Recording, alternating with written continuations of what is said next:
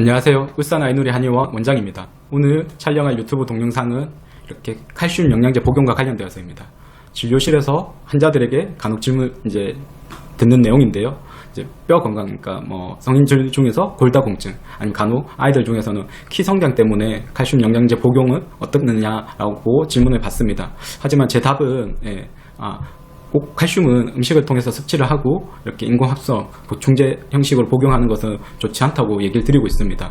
그럼 마침 이와 관련되어서 존스 호킨스 병원 블로그 글이 있어서 같이 보도록 할 건데요. 그러면 이렇게 칼슘을 영양제식으로 복용하면 어떤 건강상의 문제를 초래할 수 있는지, 우선 제목에도 있듯이 대장 용종이라든지 신장 결석, 심장 마비, 심혈관 질환의 위험을 키울 수 있습니다. 그리고 지금 보고 있는 그 캡처 화면은 그 블로그 글 내용 중에 일부인데요. 네, 그 영어로 적혀져 있지만 그 영어 내용도 똑같죠. 칼슘 보충제, 최고의 칼슘 보충제는 없다. 그러니까 한마디로 얘기하면 결국에는 보충제는 복용하지 말고 음식을 통해서 복용하라, 그런 내용입니다. 네. 영어 제목이 칼슘 보충제 복용해야 하나요라고 되어 있고요. 저 글은 구글에서 똑같이 영문 제목 검색하시면 여러분들도 다 보실 수 있으니까 관심 있으신 분은 한번 찾아서 보시고요. 저 글에서는 주로 골다공증 같은 뼈 건강 때문에 칼슘 보충제 복용에 대한 내용이지만, 꼭 골다공증이 아니더라도 오히려 저는 한의원 진료실에서 더 많이 듣는 거는 아이들 키 성장 때문에 이렇게 칼슘 보충제 복용에 대해서 많이 질문을 받습니다. 단순하게 키는 뼈, 그리고 뼈는 칼슘이라고 생각해가지고 그럼 칼슘을 보충제식으로 어쨌든 많이 먹으면 뼈가 잘 자라서 키 성장에도 도움이 되지 않을까, 아마 그렇게 단순하게 생각하셔서 많이 키 성장 때문에 칼슘 보충제 복용에 대한 질문을 많이 받는데요. 그럼 앞에서도 제가 얘기했듯이 오히려 건강에 도움보다는 해가 될 수 있으니까 보충제 형식으로 복용하지 마시고 음식을 통해서 섭취하라고 얘기를 하고 있습니다. 네, 그 존스 호킨스 병원 블로그 글이고요. 여러분들도 관심 있으시면 구글에서 검색하시면 다 보실 수 있습니다. 일부 내용들을 같이 볼 건데요.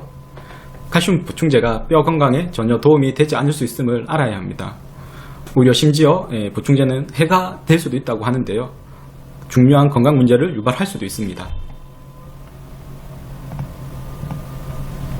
존스 호킨스 심장질환 예방센터 부국장이 한 말입니다.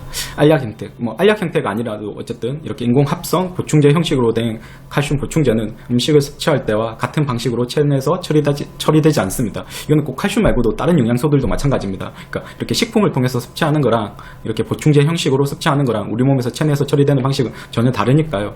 꼭 영양소, 비타민 이런 것들은 반드시 식품을 통해서 섭취하시길 권합니다. 이런 칼슘 보충제는 건강에 도움이 되지 않거나 더 나쁜 것은 오히려 해가 될 수 있다는 근거가 점점 늘어나고 있다고 얘기를 하고 있고요. 여러 연구에 따르면 고관절, 골절 예방을 위해 칼슘 보충제를 복용하는 것이 거의 또는 전혀 도움이 되지 않는 것으로 나타났습니다. 한편 최근 연구에서는 칼슘 보충제가 대장 용종, 신장 결석 위험 증가와 관련이 있었습니다. 또한 존스 호킨스 심장병 센터에서 수행한 2016년 연구에서는 칼슘 보충제가 심장 동맥에 칼슘이 축적될 위험이 증가할 수 있다고 얘기했습니다.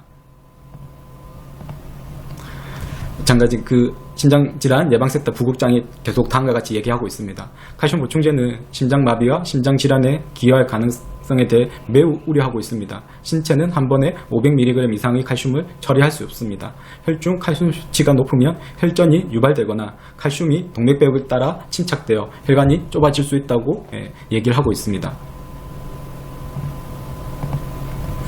네, 조금 전에 본 의학 내용들은 이렇게 국내에서도 뉴스로도 종종 소개가 되는데요. 지금 보고 있는 뉴스도 여러분들이 포털 사이트에서 제목 검색하시면 다 보실 수 있고요. 저 기사도 보면 뼈 건강과 칼슘에 대한 기사가 주 내용입니다. 그러면 다 보지는 않을 거고요. 네, 여기서도 마침 그 내용이 있어서 일부 내용들이 있어서 같이 한번 보면요.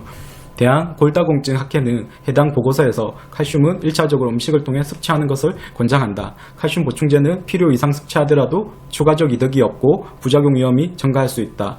이에 대한 근거로 1일 칼슘 섭취량이 1500mg 이상이면 신장 결석이나 심혈관 질환, 뇌졸중 등의 발생 위험을 높일 수 있다는 보고가 있다며, 특히 고령이거나 심혈관 질환 또는 신부정이 있는 환자는 주의해야 한다고 똑같이 얘기를 하고 있습니다. 남은 부분도 관심 있으시면 저 뉴스를 한번 찾아서 보시면 되겠습니다.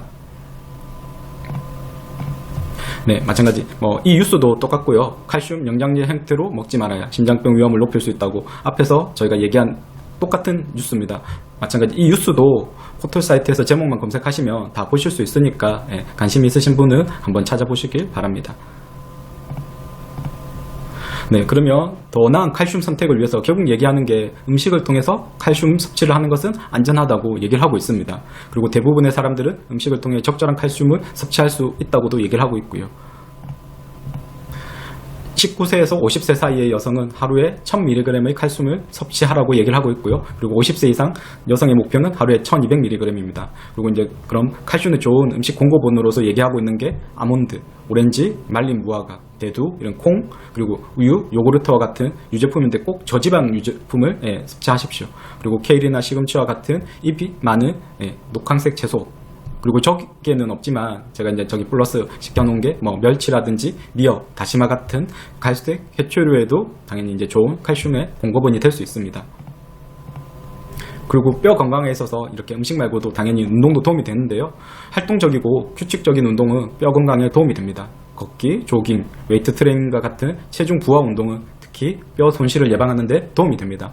하루 종일 더 많이 움직이는 것만으로도 뼈 건강에 도움이 되는데요. 연구에 따르면 하루에 9시간 이상 앉아있는 여성은 덜 앉아있는 여성보다 고관절 골절염이 50% 정도 더 높습니다. 그리고 일상적인 저희가 생활에서 할 수 있는 운동으로도 소개하는 게 건물에서 멀리 떨어진 곳에 주차하고 엘리베이터 대신 계단을 이용하고, 그러니까 어쨌든 더 많이 움직이는 것만으로도 충분히 뼈를 이렇게 튼튼하게 할 수 있습니다. 네, 그럼 오늘 방송을 정리를 하도록 하겠습니다. 뭐 골다공증 아니면 아이들 키 성장 때문에 이렇게 칼슘을 보충제 형식으로 복용하는 것은 오히려 건강에 도움보다는 해가 될 수 있습니다.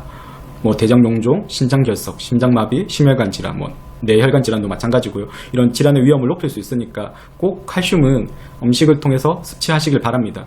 그리고 걷기, 조깅, 웨이트 트레이닝 같은 체중이 실리는 이런 운동 또한 뼈 건강에 도움이 되니까 운동을 꾸준히 하시는 것도 뼈 건강이든 아니면 당연히 아이들 키 성장에도 도움이 됩니다. 오늘 방송도 끝까지 시청해 주셔서 감사합니다.